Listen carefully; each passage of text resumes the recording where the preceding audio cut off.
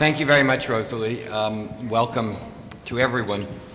Those of you who've attended some of these, either of these programs before, let's see if we can get this thing to stay in its place. Either of these programs before know that the format is as informal as we can possibly manage to make it with such distinguished and formal guests. There are no speeches.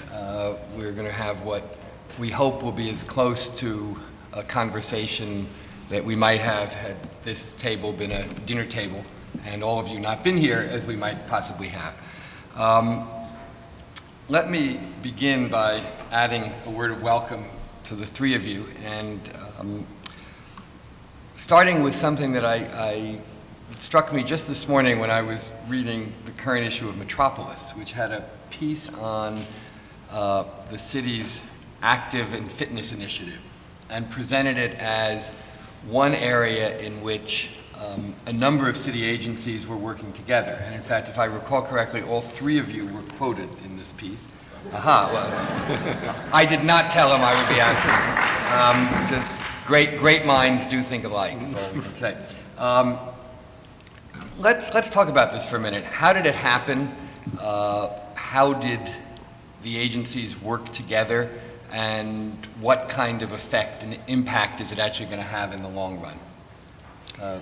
Amanda, do you want to start? Perhaps I could start, and we could just go this way. It obviously started with the mayor. Mm-hmm. And as all things do. And the mayor, I remember him asking early on a question of like, why don't things seem to get done in the city? And it was because agencies reported to different deputy mayors, and economic development agencies all reported to separate deputy mayors. In fact, planning reported to culture and schools deputy mayor, and I have nothing against culture and schools, but we weren't conceived of as an economic development agency. So quickly, when Dan Doktorov became deputy mayor for economic development and rebuilding, he organized under him all the economic development agencies. But not only that, and that was in order to get things done, because in fact, you can think of any project that we've done, any large project that we have done, it entails multiple agencies, not just the economic development agencies. You would take just one like Coney Island. Parks played a key role in Coney Island, the Economic Development Corporation, DOT for transit, the Department of Environmental Protection, because the roads are below grade. The effect that it has is we all think much broader. In terms of agencies, we are pressed much more in much more different directions. And from the public's point of view, we're really trying to think about how an individual experiences a project and all the multiple things that are involved in any single project. So it's better for us as agencies, and it's far better for the public, because each one of these rezonings addresses long-standing issues. Right, so. Right. You talked about the sort of general notion of agencies working together, but what specifically about the sort of active fit guidelines that... well, I can probably... David, can you start with that? And then, Amanda, you can add how planning and parks fit in with it. I can certainly explain sort of how it started. We already manage a number of capital projects for the Department of health centers, STD clinics, and the like. And as you probably know, they have a broadly based health policy, smoking, the trans fats, and so on. Sure. But a particular area of focus is obesity, particularly childhood obesity, and it's an absolute epidemic throughout the country, and New York City's perhaps better off than other places, but we're no exception. So they've had a number of initiatives to do with access to better food and restricting, with Amanda, restricting through zoning access to fast food outlets near schools and so on. So they came to us, I guess it's about 3 years ago now, and said, well, how would you like to help us with the war on obesity, And I'm like, no, we wouldn't, But as it turns out, it was actually quite interesting proposal, because there are definite health correlations between mobility and reduction in obesity and reduction in associated diabetes and other health things. So we started sort of thinking about it, and we had this series of Fit City conferences that were sponsored down at LaGuardia Place, and we had different speakers at those conferences that had both experience of best practices in encouraging people to be more mobile, and obviously the parks and planning issues, where you put cars and so on. And it turned out that there's actually a fair amount of empirical research being done on how designers can encourage people to be more mobile. And some of them are fairly obvious. For example, where you put staircases as opposed to where you put elevators, and making staircases more prominent, which is actually a wonderful opportunity for architects, because since the invention of the elevator, staircases have been sort of confined to the back corner as fire stairs, and before elevators there were these wonderful three-dimensional spaces that brought real architectural quality to buildings. So there's a kind of a reinvention. Although then you run into another sort of socially responsible initiative, which is ADA and the access for disabled. I mean, in a way, those are two well-intentioned things that have the potential of a kind of head-on conflict. Yes, I thought that also, but actually the conflicts aren't as severe as you might think. And in fact, some of them are actually in congruence. For example, one way you make people more mobile is increasing access to places. If you can get there, if you can walk to the park, if you can actually accomplish it, then people will do it. Some of them are kind of counterintuitive, like putting benches in parks. Well, why would putting a bench in a park make people more mobile? Well, because seniors will walk to the park if they know that somewhere along the way there's somewhere to sit and take a break and so on. So as we got further into this and we had these different conferences, we were working with academics from Georgia Tech and from a couple of other institutions, and found that at all levels, at the building level, at the neighborhood and park level, at the planning level, there were all sorts of opportunities for designers to encourage people to be more mobile. And we put it all into a handbook, and the guidelines are out there, and we're trying to implement them in the work that we do. Great. We've all heard a lot over the years, or at least the last few years, about how we are inherently a greener city just by nature of our being dense and tight and fewer people or fewer trips by car and so forth. Are we also by nature a fitter city, even at the starting point of this initiative? Do we have are there any statistics that tell us that? I don't know. We know that we're probably fitter than the suburbs or the exurbs, and getting fitter as we do sort of very deliberate things, and some of the deliberate things all tie together. So the sort of missing leg from this table is Jeanette Sadi-Khan. Yes. Because we all sort of work together. She was, by the way, if I may interrupt, excuse me, she was scheduled to be here and unfortunately had a last-minute conflict that took her out of town. So I'll speak for her. Very much. Yes, please. I'm not as fashionably dressed as she would be, but when you link together parks and neighborhoods with safe bike paths, and I think that's the safe bike paths is what separates the sane people from getting on bikes from the insane. I used to ride bikes in city traffic, and then I got hit a couple of times, and that was it. So I said, I'm not riding bikes in city. But now that there's a really safe bike path that you can ride from the Battery all the way up to Dyckman Street without having to cross the city street, then I'll get on a bike and ride 20 miles. So as soon as we did this, created safe bike paths, they were immediately filled up. And we now have gridlock on a number of the bike paths. So you have, like everything in New York, you have people fighting over the bike paths, and pedestrians and cyclists, but it's an enormous indication of the extent to which people want to do this. And if you do this, there's no choice but that they will become fit, and people will travel from one neighborhood to the next and explore neighborhoods. So the mobility of creating bike paths is really nice bike paths is one of the most exciting things to happen, I think, over the last 10 years. And extending that, there's some very simple things you can do. A really nice bike path can be fairly expensive, but when you look at the issue of mobility and the fact that all of us are going to be somewhat immobilized at some point in our lives, the ADA things. There's some really interesting, simple solutions. Like, what do you do if you are in a wheelchair and you'd like to get to the edge of the beach and see where the waves roll in? Well, you're really out of luck unless you have one of these big balloon tire wheelchairs. So, but we've found out that there's this amazing thing called a Moby mat, which is just basically a very heavy-duty plastic mat that you roll out on the beach and you put it in with giant staples, and people in wheelchairs can get to the edge of the water. And so we've put a bunch of those into the beaches, but you're pushing the envelope on mobility and opportunities for people to safely and anything more than safely, in a pleasant way, get exercise has proven to have enormous dividends. Right.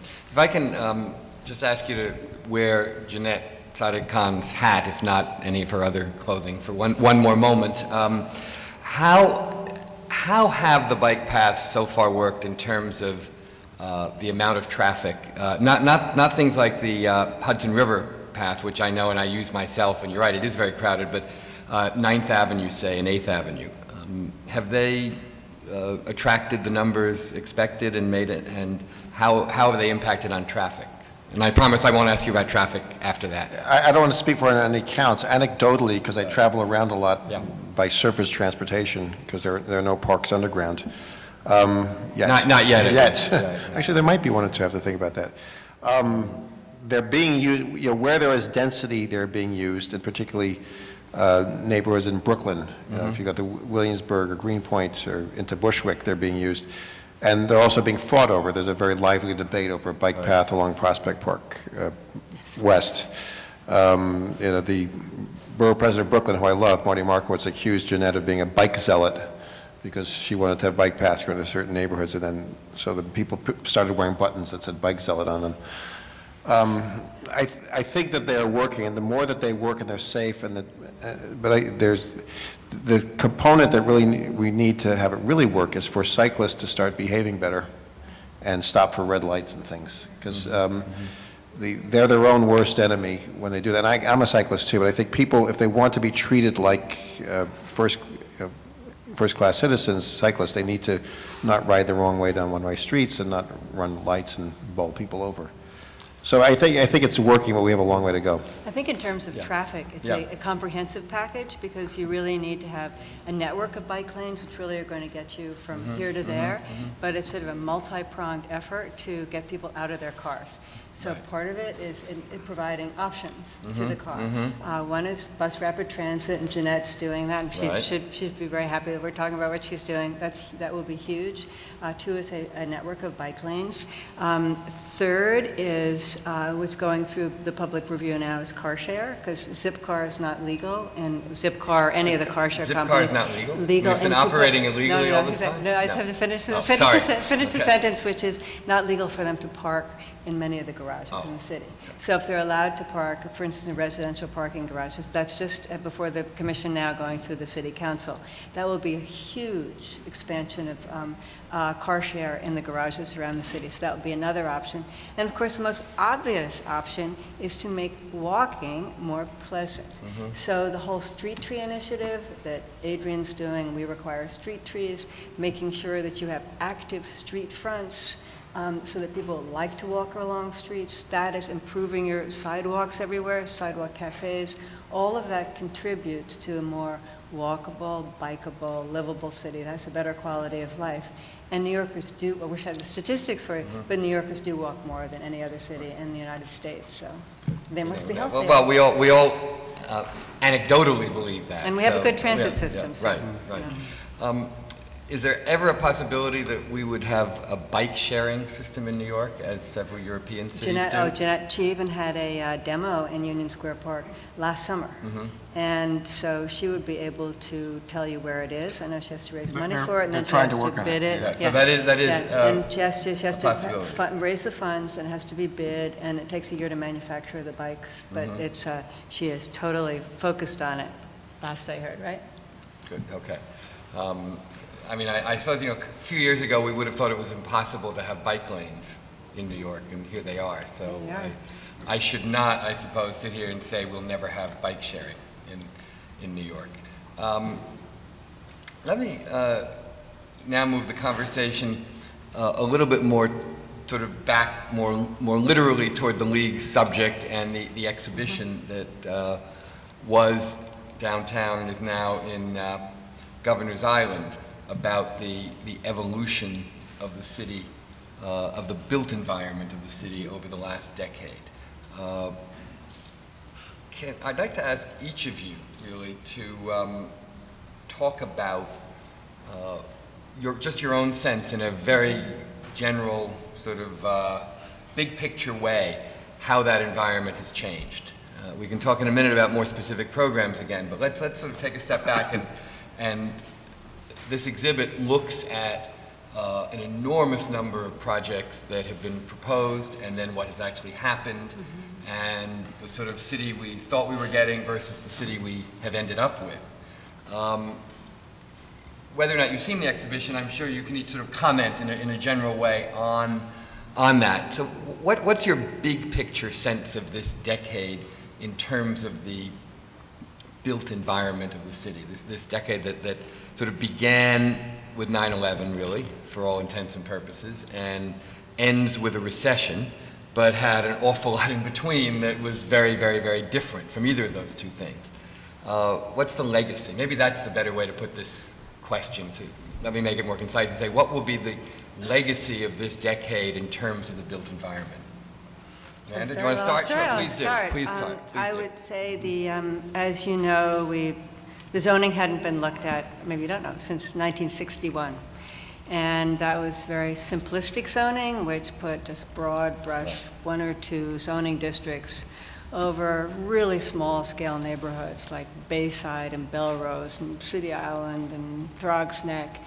And all of those neighborhoods were under enormous threat of development, inappropriate development, apartment houses next to single family homes. And the mayor would hear it all over the city saying, our neighborhood, protect our neighborhood. If you live in a Cape and there's an apartment building, 3 homes next to you ripped down for an apartment building, you're leaving the city. There's no predictability, there's nothing. So redoing the zoning had multiple effects. First, several most important things. One is the city planning does the population projections. And we knew, because of the people who are already here and having children, that we were going to grow to 9.1 million people by 2030. And we had to figure out how to accommodate those people and where, new housing. Same time we had old zoning. So the strategy was what's called, we didn't call it that then, transit-oriented development, which was to channel all new growth and development around transit hubs. In 5 boroughs, very important to the mayor, economic development, 5 boroughs, and his mandate was to create regional business districts in 5 boroughs, and that meant having business district integrated with housing, a real modern business district. So that focused on the hub on the Bronx, 125th Street, Jamaica, downtown Brooklyn, Long Island City, and to channel development around these hubs. To recapture the waterfront, that was part of the mandate, and to protect these very low-density suburban-style communities that didn't have the transit infrastructure nor the road infrastructure to grow, and they're also totally auto-dependent. So each one of these rezonings, as you probably know, has to go through a long process. We usually spend at least a year with communities, just to each community. First walking, can't do a rezoning until you walk the district, at least the neighborhood, at least 10 or 15 times, and then to begin to talk about the community, about what their hopes and dreams, what their challenges, opportunities are. And then each of these rezoning goes through the public process and actually through the city council to become law. But so each one of these rezonings sets the stage for as of right development, and so that you will have a predictability in these low density neighborhoods of what can happen. And so the end result should be that, each of these neighborhoods should continue to have the same assets and the look that they had. Bedford-Stuyvesant should still have its same brownstones. So there's a lot of protection and growth. So what I would say, I would hope would happen, that the city, we've been able to have the city grow in place. It grew, but didn't change. And I think that would be the best legacy. We're able to accommodate the new New Yorkers and the growing New Yorkers, and that we were able to recapture the waterfront and grow in place. And at the same time, and which is a separate track, but it's a very important part of the legacy of the Bloomberg administration, is the legacy of improving design. Both what is expected of developers and what communities expect for themselves. And personally, to focus on the public realm. That is, the way we judge things, is that it really is how it feels at the street, where you end up with a vital, vibrant street life, and that really is the measure of sort of, it's the, we always say, like, we plan on a Robert Moses sort of scale in terms of the number of these rezonings, but we judge ourselves by Jane Jacobs standards. Okay, good, thank you. Adrian, can you just speak to the idea of legacy for a moment as well? I'll try. Okay. It's been a really amazing privilege to be here during this time period, because prior to this era, the legacies we spoke of in the parks world were principally two: the legacy of Olmsted and Vaux with Prospect Park and Central Park, and then the legacy of the WPA, and not a whole lot that you could talk about, some of the adventure playgrounds of the 60s and 70s, but not a whole lot that you could talk about since the WPA. And we've been able to, through a combination of the economy and through, without sounding too much like a suck up here, a mayor who likes good design and thinks that good design is no more expensive than bad design. And between Mayor Bloomberg and Patty Harris pushing us really hard to develop this Design Excellence Program, and to strengthen the Public Design Commission, to really insist that municipal architecture, in my case mostly landscape architecture, be of the best possible quality.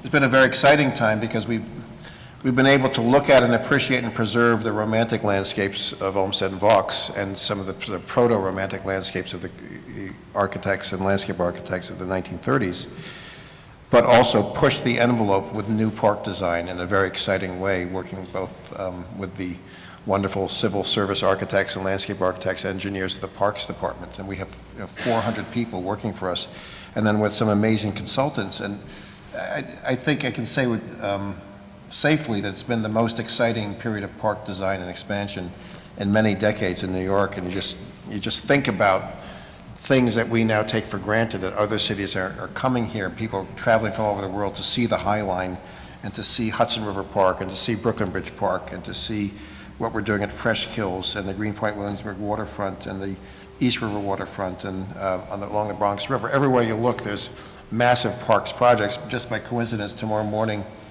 the mayor is going to break ground for a $60 million indoor track and field center in Staten Island. You could never have imagined such a thing be possible, designed by Sage and Coombs. So we get to work through the Design Excellence Program with a lot of wonderful architects and landscape architects. Todd Williams and Billy Chen have designed a great new skating rink complex for Prospect Park that works with the romantic landscape of Olmsted and Vaux, but in a totally new and not slavish, it's not slavishly beholden to what's going on in the Olmsted landscape, but yet it works with it and speaks for a 21st century. Did some of these have their origin in the Olympics plan? A lot has the Plan YC, I think, had its origin in the Olympics plan. It's like, okay, we didn't get the Olympics, but we had all these great ideas. What do we do now? So a lot of the rezoning of the waterfront in Greenpoint, Williamsburg, and the development of some big new athletic facilities. So we go almost overnight from being a city that has very second-rate athletic facilities to some very first-rate athletic facilities. The pool, the swimming pool out in Queens in Flushing Meadows Park, the new indoor track and field center, the Icon Stadium, really first-class, first-rate athletic facilities, but also just wonderful 21st century park designs. I hope everybody's been to Brooklyn Bridge Park. If you haven't, you should get over there and just see what an interesting 21st century park looks like. And particularly something that's also very interesting is we have seeing a sea change in some philosophy about how you design a park. And little things, like you used to design the park so you could funnel as much of the rainwater runoff as quickly as possible into the storm sewers. But of course, we understand the implications of funneling rainwater runoff into storm sewers with the combined sewer overflows and what that does to our water quality in the harbor. So Charles McKinney, who's our senior planner and is a landscape architect, worked with Nettie Compton and with the Design Trust to develop something that we'll be publishing soon, our high-impact design guidelines, so that every time you design a park, you should be looking at ways to literally make it green, and not just greener and that there's a lot of nice flowers, which is a nice thing, but that you're capturing the stormwater runoffs in the landscape as much as possible, processing the leftover water from the spray showers into the landscape so you don't have to water separately, and reusing materials and using high albedo materials and low energy consumption things. We're going to try to set a new standard for park design that captures a lot of these sustainability elements in them. So it has been an enormously successful time, and there was a article about Brooklyn Bridge Park by Nikolai Urasov, where he sort of, and he said, which I think is a wonderful thing, that it's the parks and public spaces that will be the legacy of the Bloomberg administration. And we've all worked together on this. Amanda and I worked literally sweating design details on the High Line. It's been a wonderful sense of teamwork that I think has also not existed before in city government and may not exist after this. It's hard to say. David, would you confirm that? It sounds from what you said earlier as if you would. Yeah, I think so. I mean, I think you're right to talk about 9/11 as well, because I think 9/11 triggered a sort of fundamental change in the way we think about cities in general. And to me at the time, it was very reminiscent of New York and other cities, like in the early 70s, when cities were going bankrupt and people were fleeing, and the idea of the city was very much in question. And I think the same thing happened 9/11. You remember the pessimists saying, well, people won't want to live here anymore, we're a terrorist target. And we were absolutely not going to have any more skyscrapers. As I recall. Absolutely, no skyscrapers. That Skyscraper museum. That was a foregone conclusion. Right. And the idea that because of the internet and because of electronic trading, that the Wall Street wouldn't have to be there, and so everybody would go. And of course that didn't happen. And I think the reason it didn't happen is that the reason for people living in cities changed. I mean, cities were built on, the original cities were built on mercantile reasons for the shipping, or after the Industrial Revolution, they were in centers of manufacturing or whatever. But people now live in cities because they want to live in cities. So our idea about what the city should be had to change. And I mean, obviously you've got your basic infrastructure things, water, waste, energy, transportation, that a city has to deliver. But that's not what makes people live in New York. What makes people live in New York are those other quality of life issues. It's culture, it's educational opportunities, safety, low crime rate's important, it's recreational opportunities. It's like Jane Jacobs always said, that the point of cities is a multiplicity of choices. And Holly White, you can measure the health of the city by the vibrancy of its streets and plazas. So I think if you were to sort of characterize the legacy as a philosophy, it's as if we've kind of moved from a rather mechanistic view of the city to more of a kind of organic view, that we're thinking about the way people live, the way those things work together, the way these recreational, cultural, quality of life things. And I think if the legacy we leave, it's that idea, and I think if future administrations can sustain that idea, then I think the city will continue to be a place where people want to live. On the other hand, do we not run the potential risk of even as vibrant a city as New York becoming a kind of gargantuan version of Venice or Amsterdam or something, which is to say a city that exists because it's wonderful rather than necessary, and becomes a place of cultural choice rather than economic necessity? Would that be a bad thing? Well, I don't know. I'm asking. Let me ask you. A, is it possible, and B, okay, let's talk about whether it would be a bad thing or not. I don't know. I think we've already gotten there. I don't think you could make a sort of mechanistic argument for the existence of New York City. I mean, we haven't been necessary to the marketplace of the world in the way we pretend that we are for a while. That's in effect what you're saying, right? I think that's true, yeah. So why are we here? Why are we going to grow to 9 million people? I think it's because of those soft infrastructure things rather than the hard infrastructure things. Mm-hmm.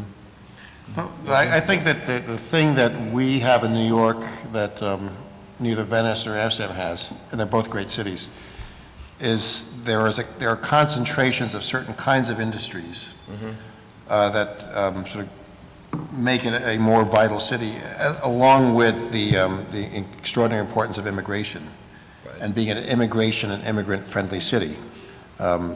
It's something that's been part of the official policy of the city to be as immigrant-friendly as possible, and there's that great energy that comes in as new immigrants come in. But also, even if Wall Street does not maintain a dominance as once had, and the old adage has it that the most important industries in New York now, are no longer manufacturing, are the FIRE industries, finance, insurance, and real estate, that those are the most important, those are the economic engines. But, and I say this with the greatest respect to Cooper Union, and my father went here. My father studied architecture here, so I'm very pleased to be here. But the president of NYU, John Sexton, talks about ICE. There's fire and there's ICE, and ICE is intellectual, cultural, and educational. And in fact, one of the major economic drivers of New York is the intellectual, cultural, and educational institutions. When you think about the hospitals, the universities, and the cultural centers, and the museums, and all that, it is a huge part, and it's that intellectual capital that is drawn by the people who live here, the people who work here, and the people who come to go to the greatest hospitals in the world, and who come to see the greatest performing arts companies in the world, and who come to see the greatest museums in the world. That ferment of intellect is what draws people here, and you don't have that anywhere near that in cities like Venice or Amsterdam, which have that, but on a much smaller scale. Right. And we're a growing city, which is, and we are still the envy of the world that way, that dynamic mix that Adrian articulated. And the fact that we change all the time. If we don't change, then we're in trouble. You're right. Then we are Venice or Amsterdam. Then we are in trouble. Or San Francisco, to come closer to home, I suppose. There was a great ad run by WNYC Radio a while ago they were interviewing people about why they lived in New York and by association why they listened to public radio. And there's one woman that says, it's as if you'd gone to the library and taken out all the books and emptied all the characters onto the street. I'll never be bored, and I'll never have to own a car. And I always thought, oh, that's a good way of characterizing it. I like that, too. Adrian, let me go back and ask, back to parks for a moment and ask you a more specific question. There's no doubt that this is a period in which some new models of park have finally come into the mix, as you just said, with the High Line and Brooklyn Bridge Park probably most conspicuous among the ones that are already here, and others in the planning stage, such as Governor's Island. But we've also seen an enormous swing, not just in the last decade, but probably in the last generation, toward privatization of many park areas, privatization of public space, and the kind of quasi-private, quasi-public management of parks and so forth. We know that in the short term that obviously helps the budget and has made a lot of things possible, including the restoration of Central Park and Prospect Park, among others. But is it a Faustian bargain in the long run? Are we giving up something to get this? Are there risks in this system? Yeah, there's a terrible risk. You'll give up the monopoly that the city government held on building parks through the 1970s. And if you remember what the parks were like in the 1970s, well, that's fine. If that's what people prefer, that's fine. There's been I think it's been tilted on its head. The involvement of private citizens in the life of public parks is not a privatization. To me, the parks become more public because groups like the Central Park Conservancy, the Prospect Park Alliance, or groups that other people may not have heard of, like the Bronx River Alliance or the Forest Park Trust or in fact, Cortlandt Conservancy, these are groups of citizens who, you have to remember, the Central Park Conservancy started because government gave up. Government allowed its premier parks, Central Park and Prospect Park and Riverside Park, to become scary, awful places. And I can tell you this because I was there as a park ranger, and I remember when the Belvedere Castle was a abandoned, burnt-out ruin covered with graffiti, and every night the vandals would push the battlements into the lake below. And that was Central Park. That was our premier No, park. I remember thinking in the 70s that the only solution was for the federal government to take it over and make it a national park. That was actually. truly promoted. There was a group of people saying, let's turn it into a national park because the city government has no capability. Didn't they say drop dead, though, the federal government, as I recall?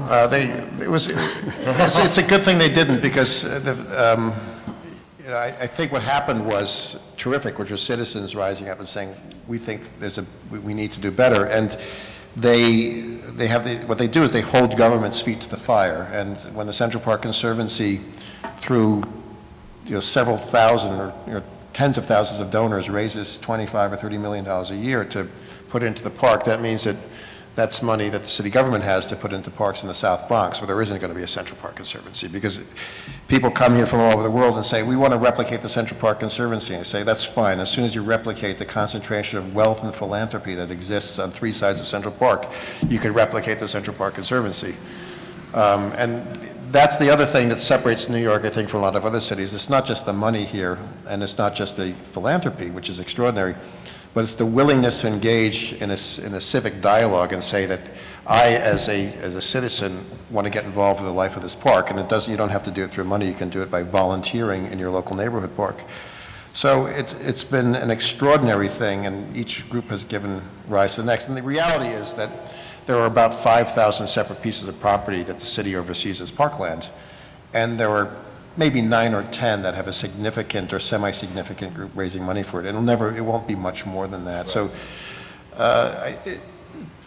there have been 1 or 2 individuals who have raised the bugaboo that somehow the parks are being privatized, but I would argue it's just the opposite. When you have many, many boards of private citizens who say, at the end of the day, I still have energy left over to help government take care of something that used to be just purely governmental, and I think that's a really great thing, and that creative ferment of things that happen in Central Park, Prospect Park, then spread out. And then someone like Bette Midler gets involved and says, well, I want to take care of the parks in Washington Heights, so I'm going to get involved there. Right. And models that develop in Central Park, excuse me, like having a zone gardener who's responsible for a certain zone and knows all the dog walkers, and say, don't let your dog pee on that bush because that'll kill that bush.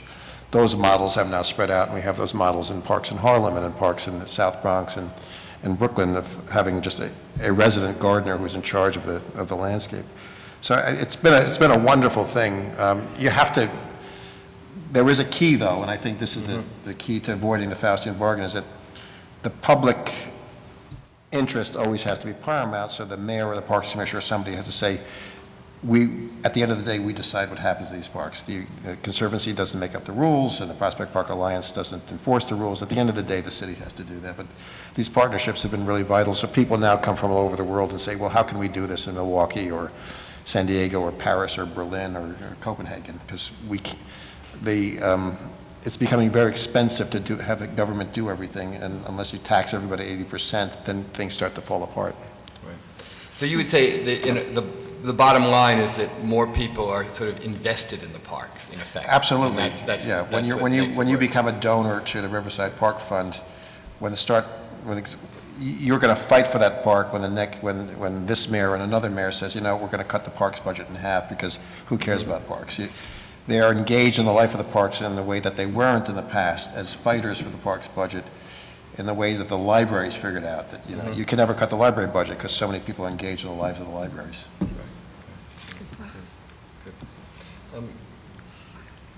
What, Amanda, you looked like you were about no, to no, make no, a no, comment. Adrian is so great. It was really great.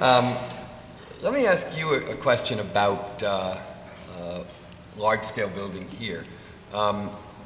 Here meaning Manhattan, that is. You've talked about the goal of rezoning so as to keep most neighborhoods fundamentally the same, or at least keep their character and identity the same. Given that, why, a lot of people would say that the last 10 years have brought sort of more shiny glass towers to Midtown Manhattan than ever were before, and those neighborhoods are not at all the same. They've been transformed into sort of sleek, shiny places of far greater density and a different demographic.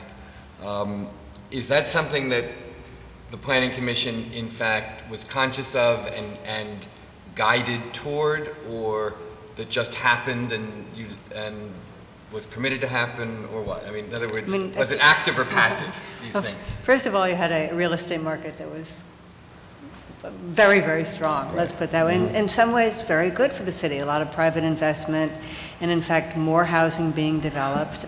Some of it was affordable housing through the inclusionary program, but most of it increased the supply, which should actually lessen the prices. I'm not quite sure that happened. But it depends where and why. Sometimes this development happened because it was trying to beat a rezoning that was coming down the pike. So of course we rezoned and protected all of the East Village and the Lower East Side.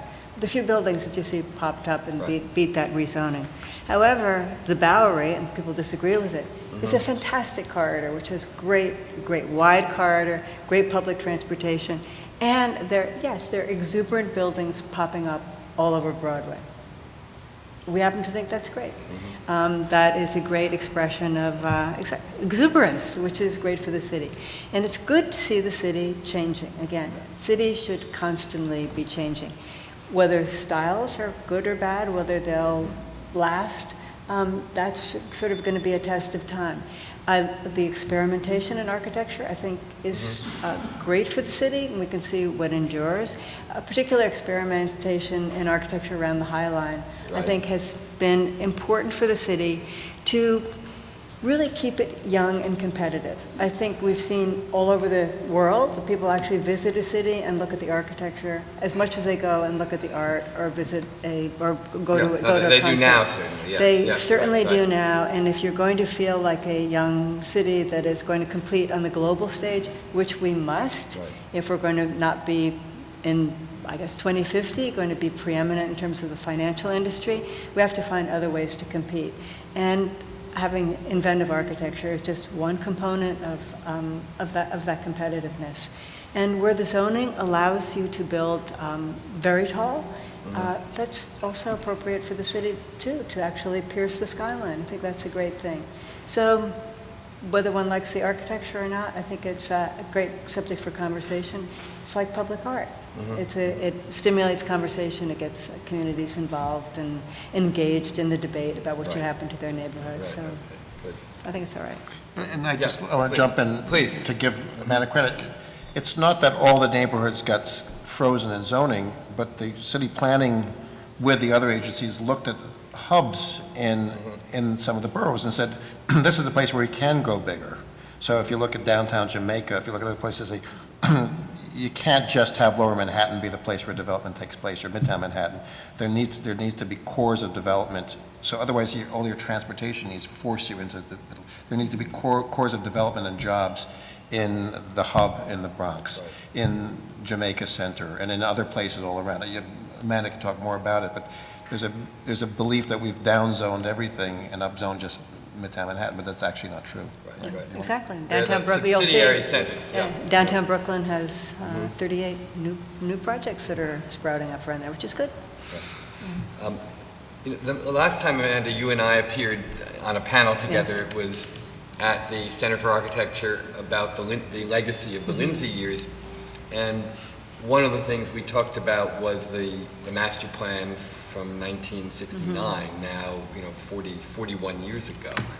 That gargantuan book. How much of what we're doing now, how much of Plan YC and some of the initiatives that Adrian just mentioned about subsidiary centers and so forth, regional centers in the boroughs, had its roots in that plan? It's very interesting when you read the plan, because actually I hadn't read the plan until actually I had this job and we'd set out this agenda. But there are principles in that plan which hold totally true today, even though we didn't. That's exactly what I was getting at. And there are many things, as we discussed at that fantastic panel about Lindsay, which hold true today. Lindsay espoused urban design as a key function of city government that should raise the level of quality of life and make the city competitive is very, very true today.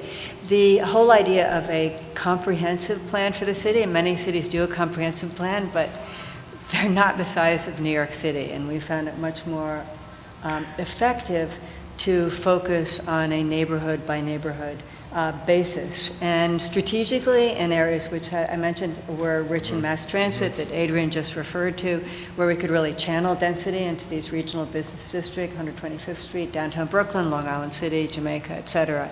And then look in the smaller neighborhoods, Bedford-Stuyvesant, on a really lot by lot, block by block basis about where it was appropriate to grow. On Fulton Street, great, but not in the brownstone blocks.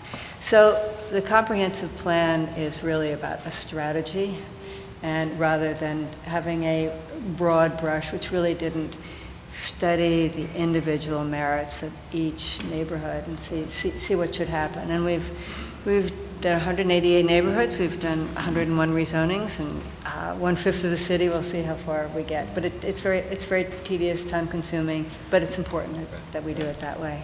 188 neighborhoods. Well, that's sort of a general count. Yes, Okay. yes, Okay.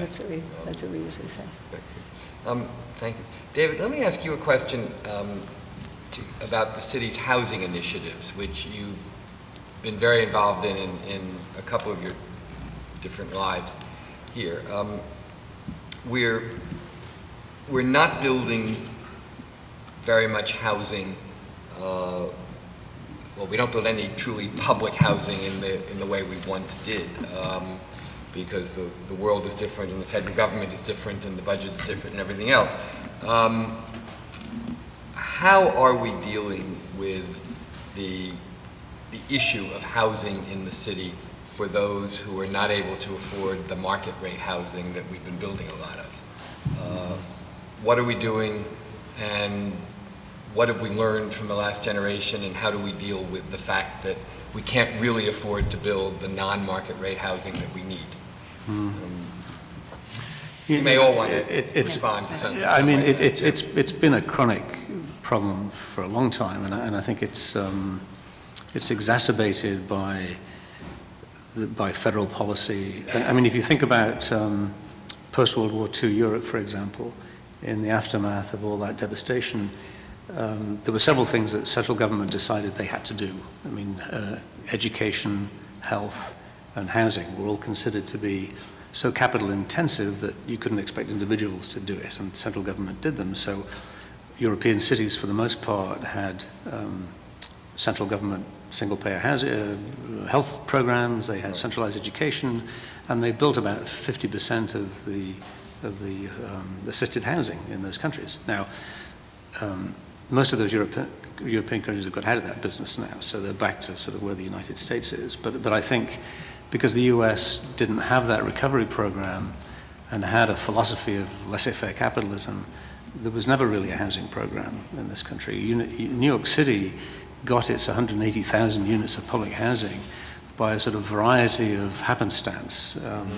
It's true that the 37 Housing Act kicked it off, but a lot of it was war worker housing built during World War II. Post-World War II, there was concern about middle-class flight, and middle-class housing was built. So by fits and starts, New York City became the largest public housing landlord in the nation. Then Mitchell-Lama. Mitchell-Lama was the state program, and so on. So it's been very patchy and very inconsistent. And the problem is that supply-side subsidies are very difficult and expensive. And we've gone more to a sort of demand-side subsidy in terms of Section 8 vouchers, for which we still get some federal money.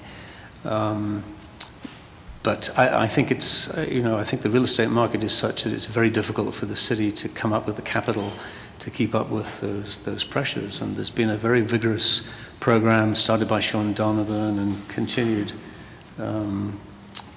now that the mayor's understandably proud of, 165,000 units, and I think we're about halfway there to doing it, but offset that against the demand, and it's a big challenge.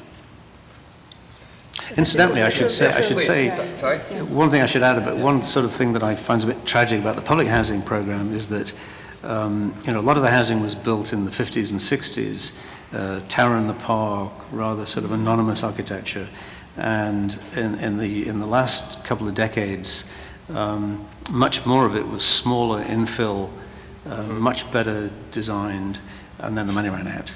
Right. Yeah. Although also a lot of the very best stuff is from the 30s too. That's true.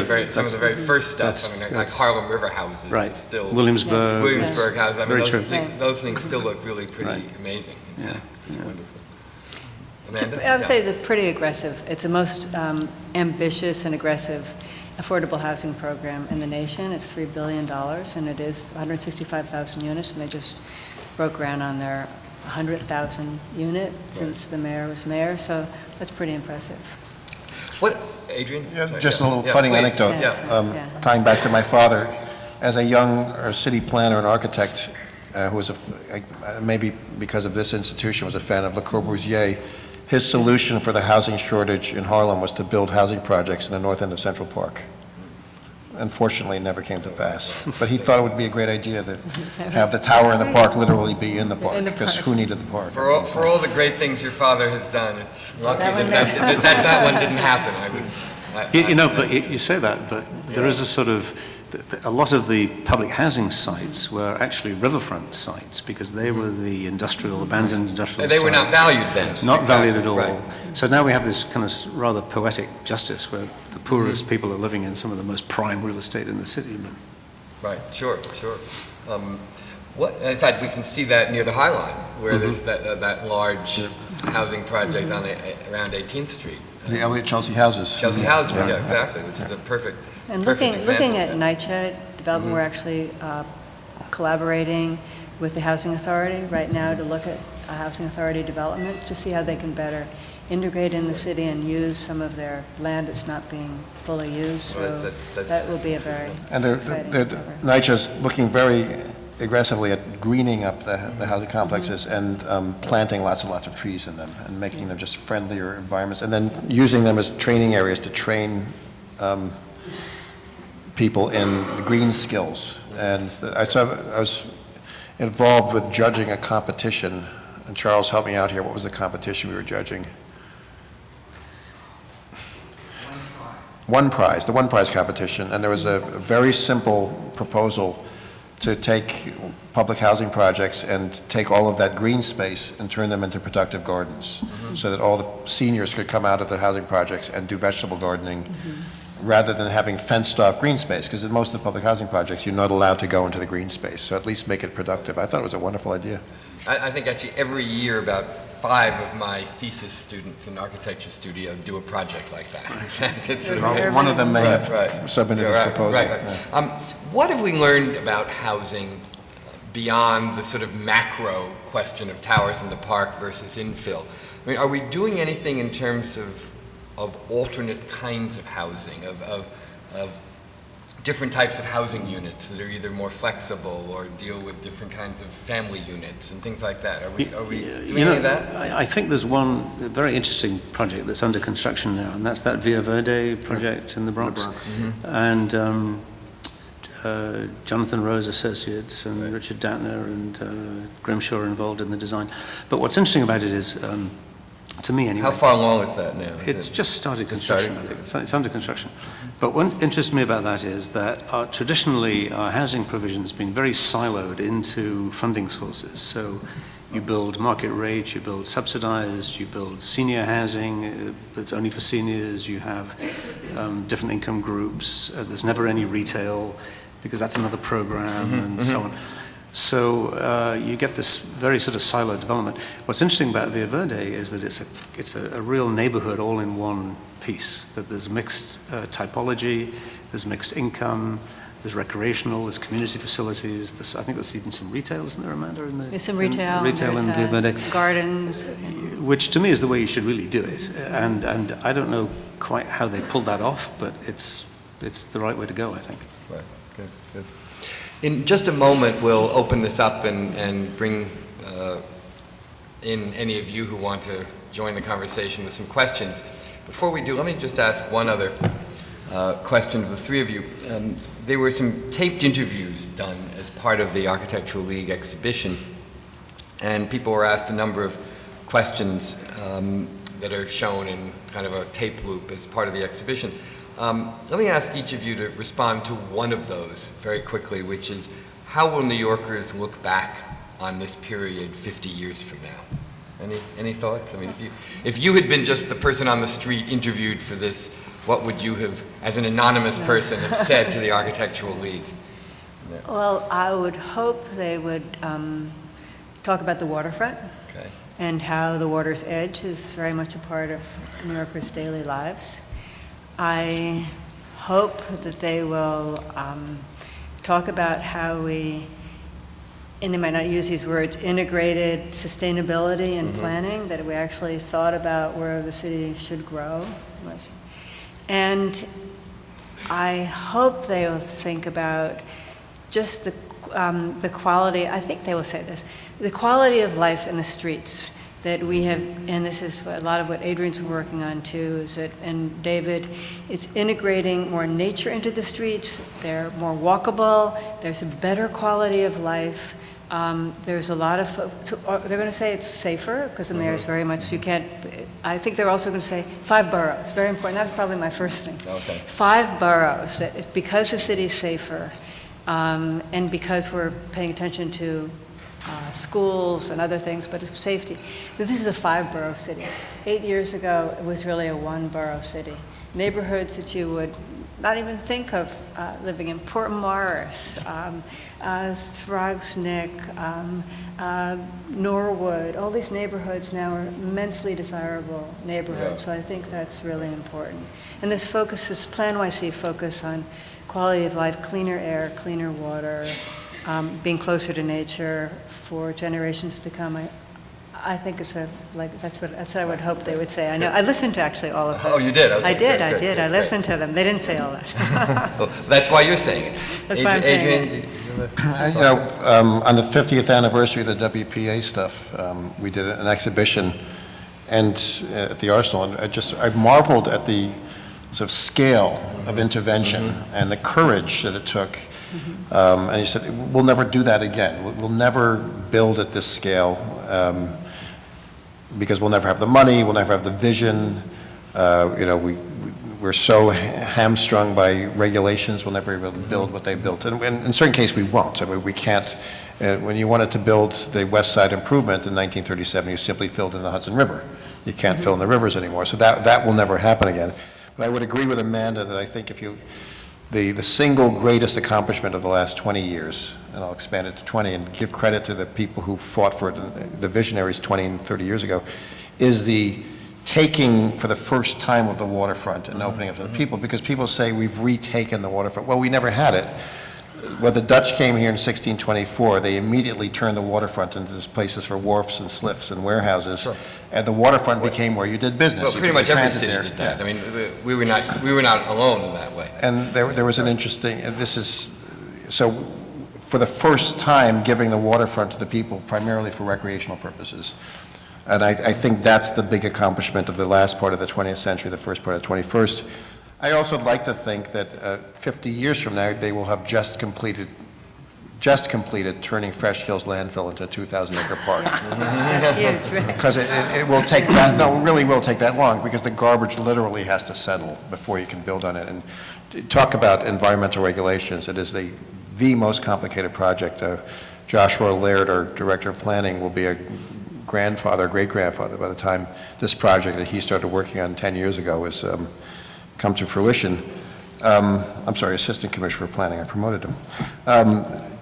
So I think some really big projects were the same way that we look back on the Riverside Park and Flushing Meadows Park and and Orchard Beach, these massive public works. I think there will be some massive public works, but done in a somewhat less intensive way, and with much more respect for nature, respecting the nature that's there, and also building in a way that you can almost recreate nature. So using native plants and doing all the things they do. So a landscape which is not so engineering intensive, or maybe it's engineering intensive, but with a much more sensitive type of engineering, where people say, yes, you went from a new ethos in landscape architecture and architecture took hold in this decade. Right. I think to look back and say that would be very satisfying.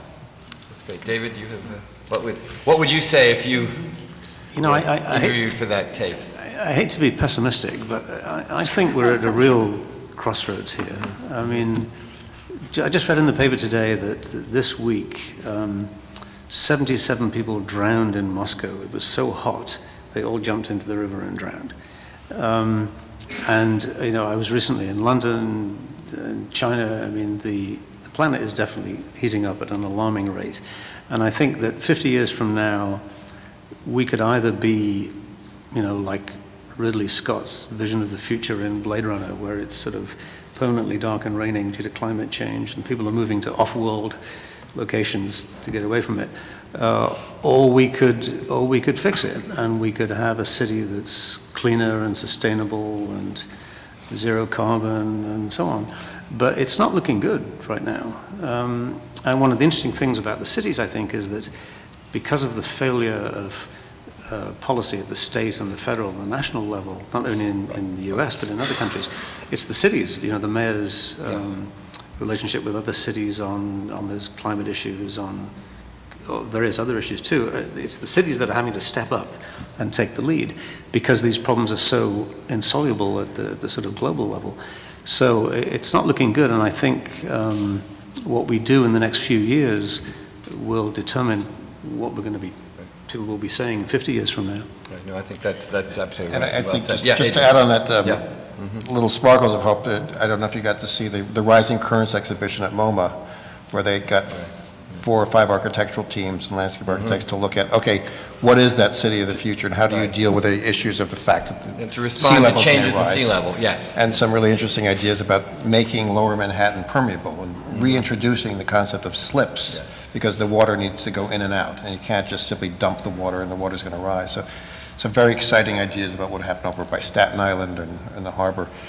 Who knows if they'll all work, but I think, to David's point, if you say that it is going to get hotter and the water level will rise, a lot of us will be underwater in Lower Manhattan unless we do something pretty radical and with a lot of new thinking and not just simply engineering the water out, because you can't do that.